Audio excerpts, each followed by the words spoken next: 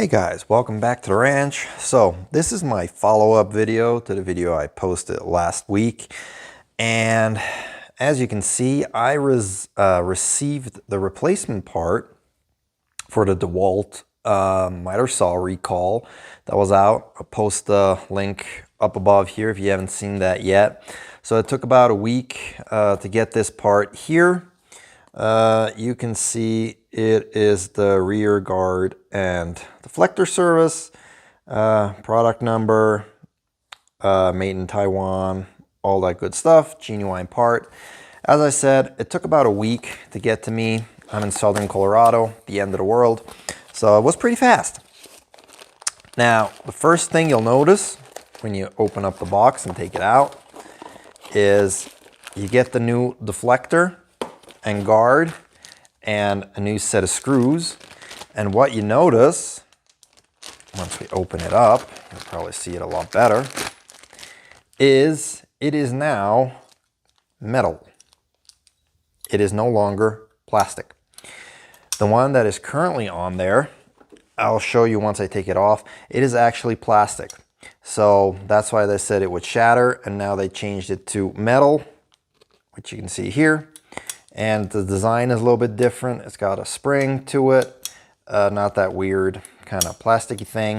But anyway, let's go ahead and get this replaced. There's also a video on DEWALT.com how to do it, but I'll show you how I'm gonna do it. And let me get you set up and let's get started. First step, grab your little multi-wrench that you got on the back of the miter saw yourself. Make sure your miter saw is unplugged. If it is the flexible version with the batteries, make sure the batteries is out. Even though you do have to, pull the trigger up here and give it that click and pull for it to start. You never know in case anything would short out at whatever point. Just, safety first.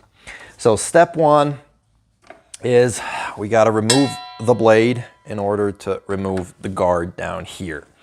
So for those who have never removed a blade before, you basically push your guard all the way up, and then you're going to have to loosen this Torx screw right here. You don't have to take it all the way out. You just basically have to loosen it enough so that this notch back here can go behind it, because you want that extra, because you need to get to this nut here in the center. Plus, when you let go of the guard, it'll sit nicely on the screw. Now, when you go onto the other side of your saw, you will notice that there is a little pin kind of button thing that you can push in. This is what actually helps lock in the blade. So now currently you can, spin the blade by hand. So when you're gonna go, you're gonna spin it until this totally depresses in, and that then locks the blade and it can't spin. You need to do that in order to loosen this screw right here, and it is the Allen type screw.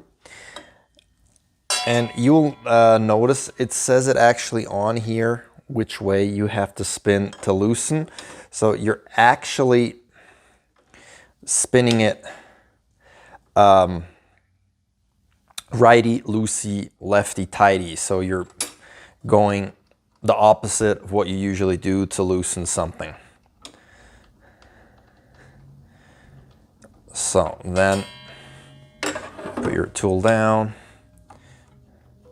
take your screw out, then this little kind of large washer thing will come out, and as you can see, it shows on here direction to tighten and to loosen. Put that along with your screw aside, and now you can slide your blade out. Put your blade aside somewhere, don't drop it, you don't want to break it. Blades are not really cheap. And now it comes to this guard down here. All right, to remove this guard down here, there's two screws. There's one on your right hand side, pretty visible right here, and then the second one is actually back up here. So on the underside, you gotta look up and it's back up here where you can unscrew it to be able to remove this plastic guard here. So I'm gonna set you guys back up so you don't get all the way nauseous, and we'll go ahead and remove that guard.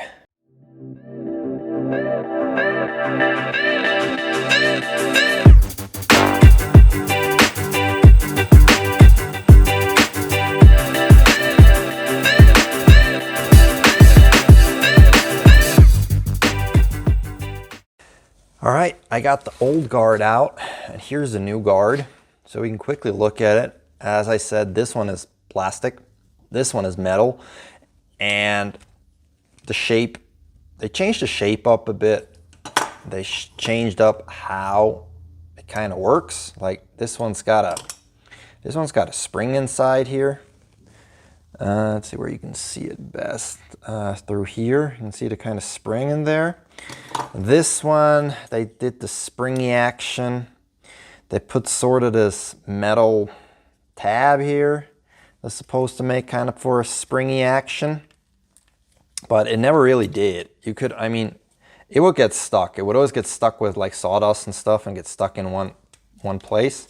But anyway, I can see how this one would shatter when it falls off. I'm surprised it didn't when it fell off with me, but I'm glad I got the new one. So I'm gonna go ahead and install it now. It's exactly the reverse thing. You got one screw like that in the back as it goes on like this, and one screw in front here. And let's get that quickly put on. So the new guard goes on like this, the opening toward you. One screw here, one screw in the back.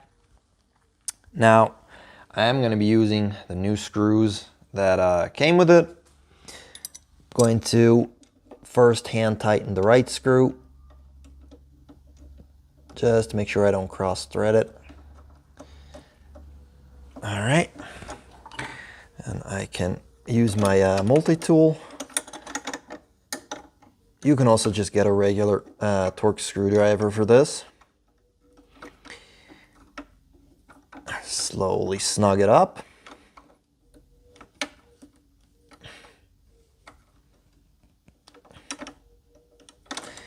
Now I'm leaving it hang a little loose so I got some play in the back while I go ahead and put in the second screw.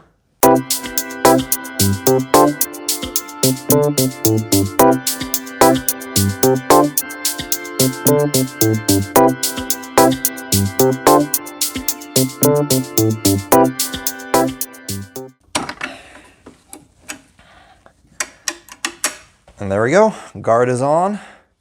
Last step to do is put your blade back on and you're back in business. So putting your blade back in, for those who have never done it, it's pretty simple.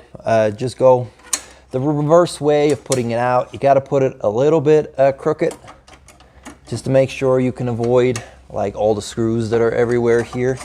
But then all you do is feed it up and make sure it sits on this ring right here. Then you put your big washer over this. Next, take your screw, and remember this is reverse threaded one, so you're going lefty tighty now.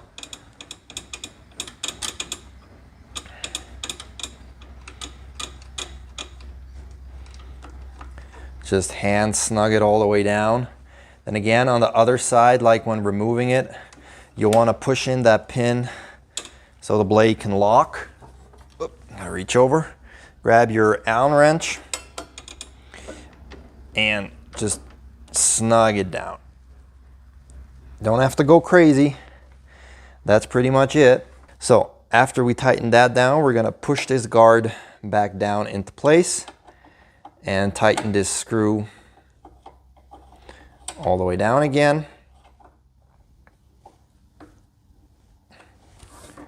Your guard will go down, and that's it. You have replaced your guard that was on the recall in the back here with your new metal guard, and your saw is fully operational again, and safe to use according to DEWALT.